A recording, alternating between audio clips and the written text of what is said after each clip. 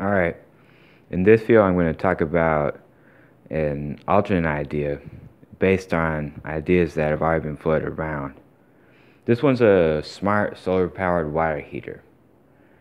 Now we would have to build it so that it can passively absorb as much of the sun's heat as possible and use it to heat up the water before using any electricity, and also have it able to use electricity though to heat water, and have it able to keep the water heated at a certain temperature based on the user's preference.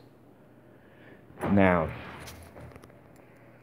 it would have to be a water tank, and there'll be solar panels on top of it, presumably the black solar panels that concentrate the sun's heat, and there would also be a little module to sense the temperature and sense how much, if any, power is needed to heat up the water, and only use the very minimum amount of electricity needed to do the job.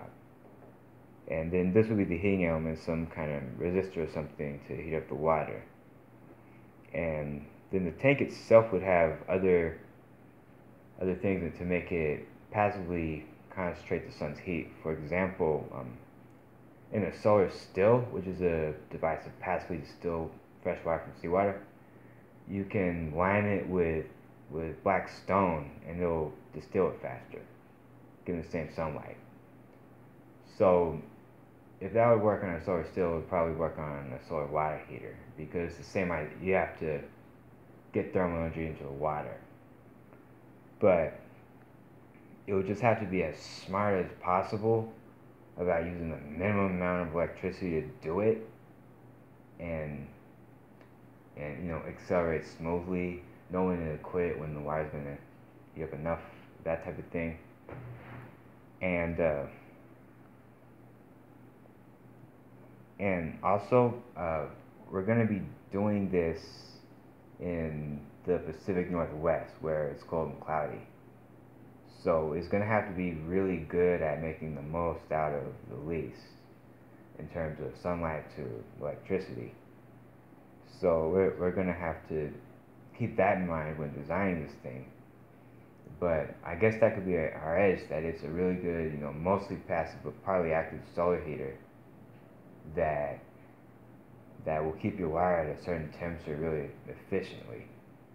And I know that this idea has been thought of 1,000 times, and a lot of people have done it, and it's already being done.